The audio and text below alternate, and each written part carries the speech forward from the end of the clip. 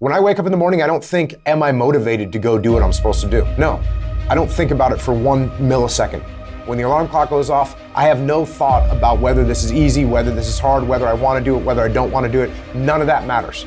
It's an emotionless, thoughtless discipline.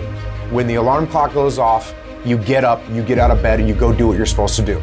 I don't care how it feels. I don't care if it's easy or hard. It doesn't even matter to me. It's just a reaction, it's a discipline, and it's life. And that's the way I choose to live my life.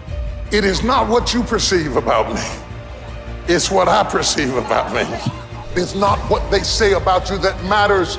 It is what you say about you that threatens your destiny. You will never be defeated by what they say about you. You will be defeated by what you say about you. The difference between successful people and non-successful people is here. You have to change this. So if you're at a place in your life and you ain't happy with it, you have to change some things. But you have to make a conscientious decision that you're going to change. And it's not dependent on anybody else. It don't matter what your mama think. It don't matter what your coworkers think. It don't matter what your siblings think. It don't matter what your children think. It don't matter. They have nothing to do with it. This decision is yours and yours alone. Your hardships, your challenges, your situation will either be the reason you don't make it, or it will be the story you tell when you do make it, and you get to make that choice. Those of you that are achieving, one of the reasons the achievement is slowed down is you've allowed yourself to feel less desperate. When you were broke and starting your business, or when you were brand new in your relationship and you were desperate to get her to love you or desperate to get him to love you, you took massive, big action. How many of you are moms in the room? Raise your hand. If you woke up tomorrow morning and your baby wasn't in their bed, would you be desperate right away, yes or no? Big time desperation. You wouldn't be thinking about what you need to do. You'd be acting, wouldn't you? You'd immediately make the decision. You'd take massive action. You'd search the house. You'd go into the street because you were desperate. When you remove desperation, all this bullshit creeps into your life where you think you have to have the perfect plan and look the perfect way and have the perfect thoughts and be all zen and perfect. What you need is to be desperate. What you need is to get after it. Your imagination, you the only one can see. You're the only one can see it. The problem with your imagination, though, is you tell it to the wrong people. How many times have you had this really incredible idea and you took it to your family and your friends? You shared it with them and they shot it down. You know why they shot it down? Because they couldn't see it. See, all this stuff you've been imagining, you ought to start working on it. Your real life is in your imagination. Dust off your imagination and just go for it. You got to try. Quit waking up thinking you ain't got no say-so in your life. You have a choice in this matter. You can't stop what happened to you, but you can doggone sure do something about what happened to you. Life is 10% what happened to you, is 90% what you do about it. I don't care if you have to inch your way day by day. Even if you have to get down and it hurts and it's hard and nobody can see what you're really going through. If you don't quit. If you want to know something about yourself, sit on your bed one night and say, what's one thing I'm doing wrong, that I know I'm doing wrong, that I could fix, that I would fix? You meditate on that, you'll get an answer. And it won't be one you want, but it'll be the necessary one. Everything that's happening to you is God is processing. Every difficult moment you're having, He just processing you. That's all He's doing. Everything you're going through is preparing you for what you ask God for. And if you need to be tough when you get to where you're going, then He gonna toughen you. If you gotta be more caring along the way, He gonna let you have some trials come your way that's gonna have to produce that in you. If you want to begin to move, you've got to clear your mind of all the unnecessary luggage and baggage that's weighing us down. You're going to have people to do things to you. Things are going to happen to you. And the most important thing to do is to harness your will and let it go and move so you can grow, so you can get on with your life. It doesn't matter about what happens to you. What matters is, what are you going to do about it? Most people never achieve their goals because most people suffer from possibility blindness.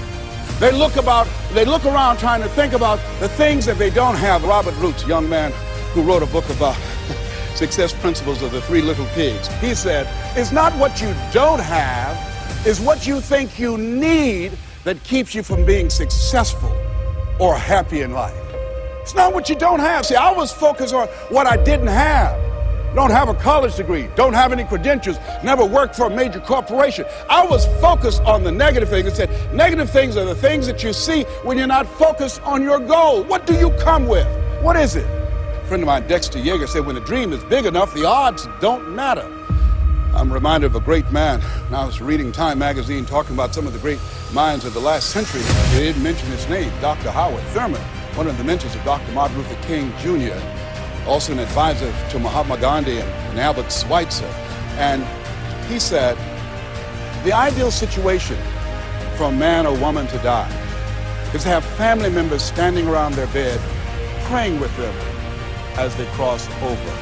But imagine, if you will, being on your deathbed and standing around your bed, the dreams given to you by life, the ideas that you never acted on, the talents, the gifts, the abilities that you never used. And there they are, standing around your bed, looking at you with large, angry eyes, saying, we came to you, and only you could have given us life.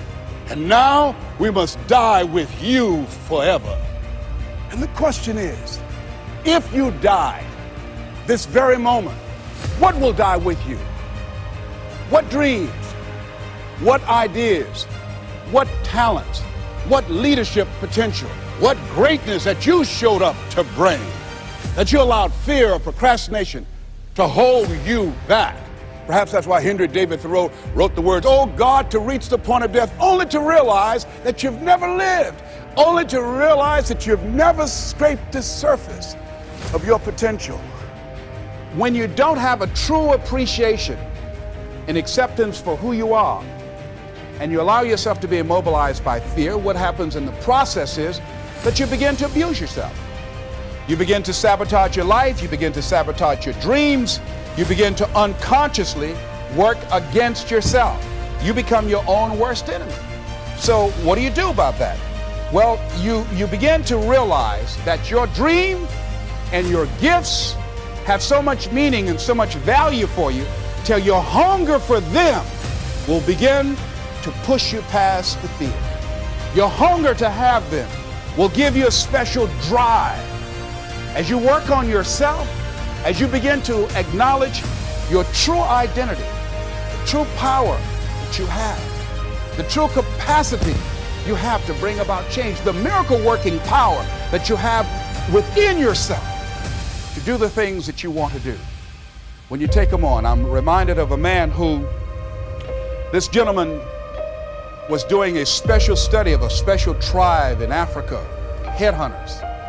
And he had difficulty in developing a relationship with these tribesmen because of the fact that he had fear. He had fear they would take his head. So he worked there for a long time with no effort, no progress in developing a relationship and rapport and being able to achieve a level of trust.